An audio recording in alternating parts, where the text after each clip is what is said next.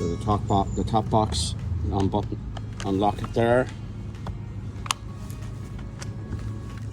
Alright, hard to do this with one hand. There we go. And with the top box, the dial is here, so you lift that up and you can, that's me moving it down there now incrementally as well.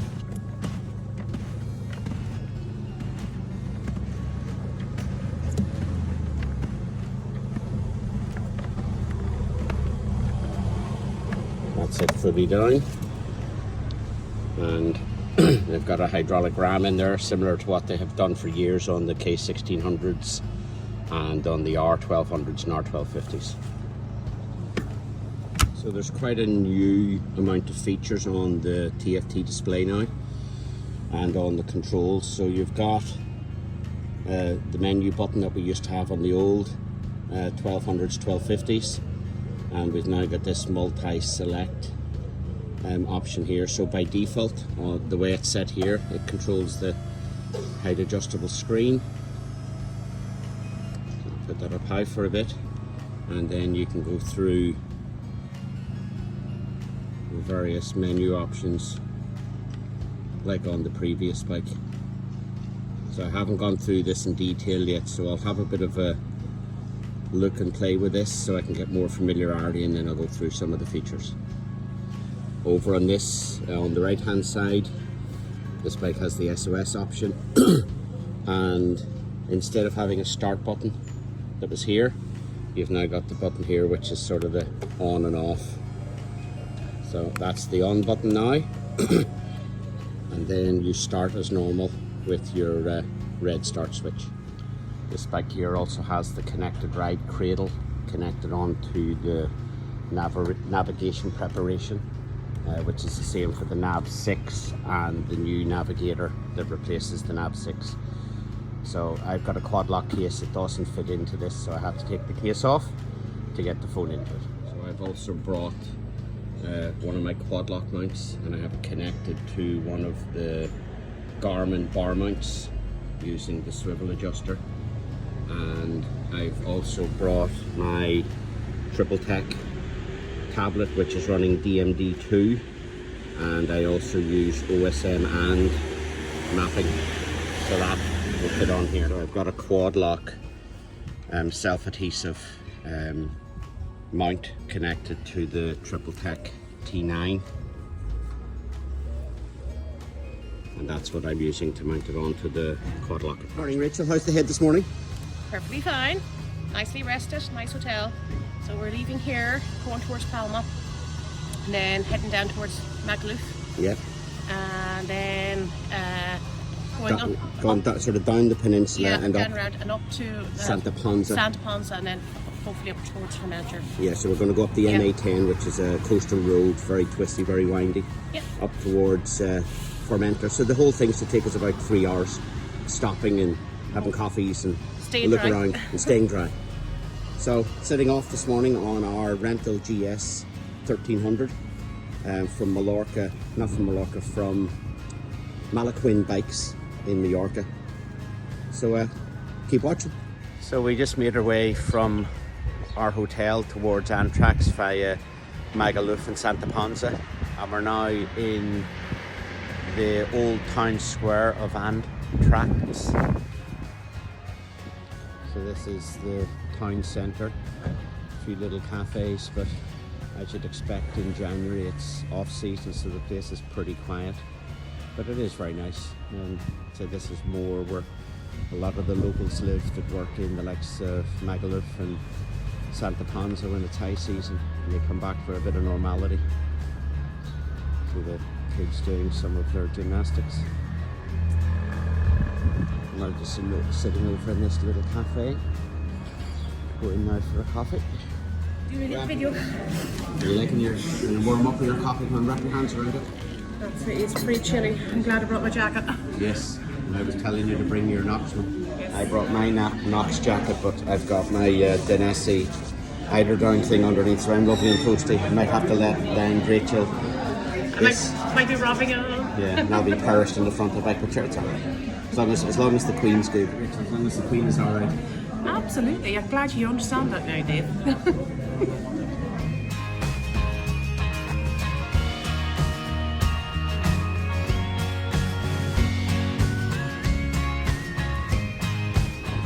So we just stopped at this point. It's on the MA10 going towards Estrella. So it seems like a good spot to stop and take a look at the view.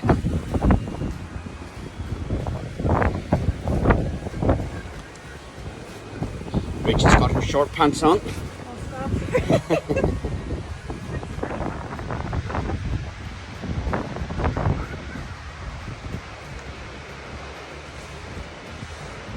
So we'll see what's up here. Good looking spot.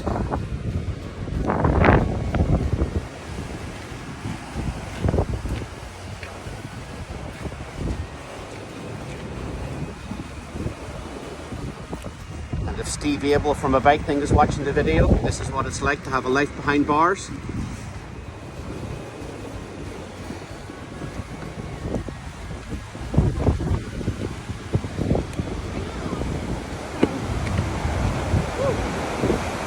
Wow.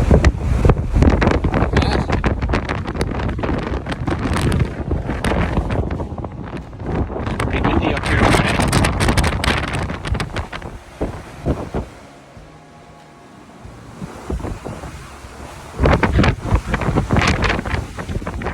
Yes, I don't think we've got the best day for doing the MA10, so we're just going to be continuing down this road. And the plan is to go all the way to Formentor, where the lighthouse is. So we'll see how we get on. But this is a nice spot.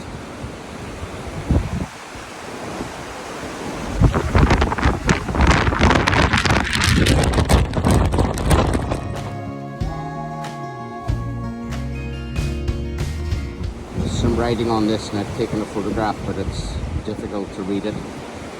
But it's dated something to 1923.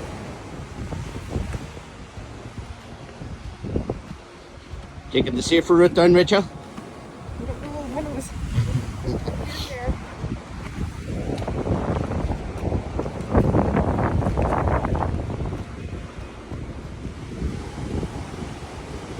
There's a little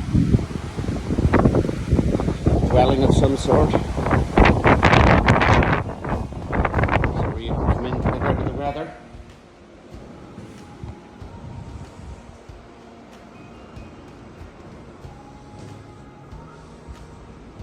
Somewhere to light a fire.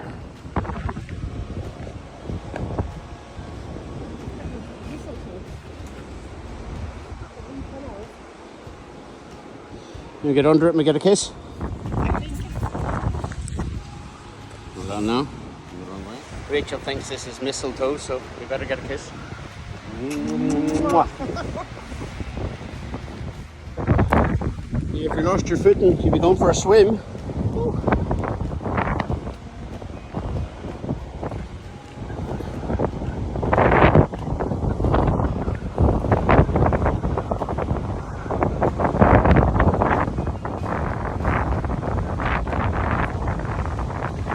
Hey, back there?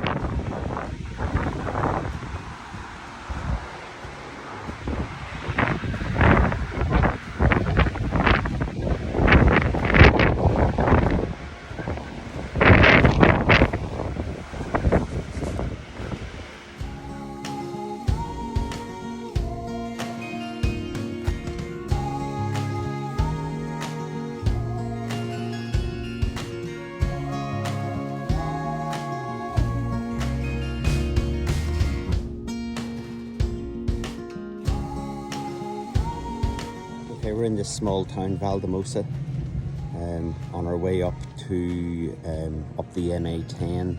We're heading towards, the plan is to go to Formentor, which is one of the furthest most points on Mallorca. So we stopped here so we get a coffee. Let me just show you what we're looking at. Hey, Rachel.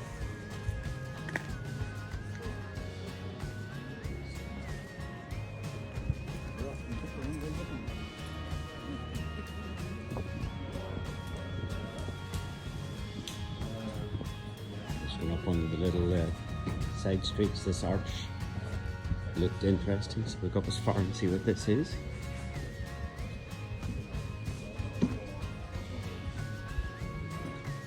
It's a very well kept town. It's a very old town as well. It's got obviously some form of a church.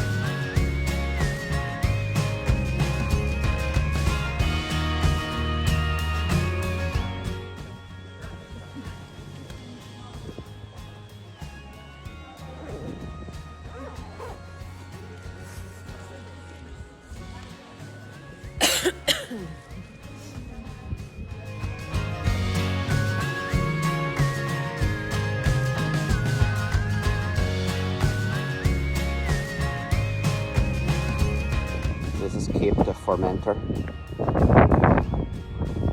Just come up that road.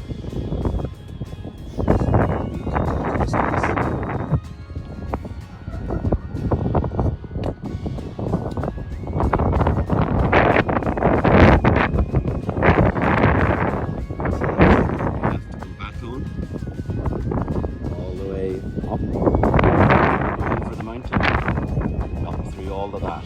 It's about 15 kilometers of this, all of these switchbacks, big turns. So it'll be interesting on the way down and the way up.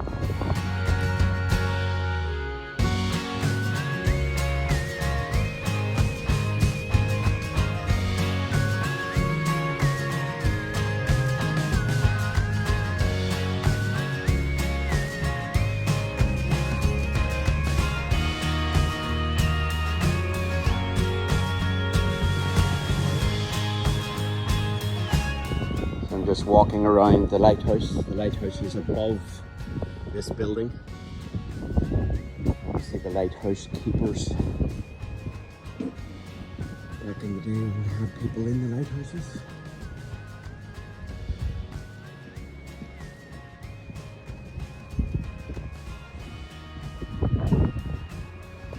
Imagine waking up to that view every morning if you lived here.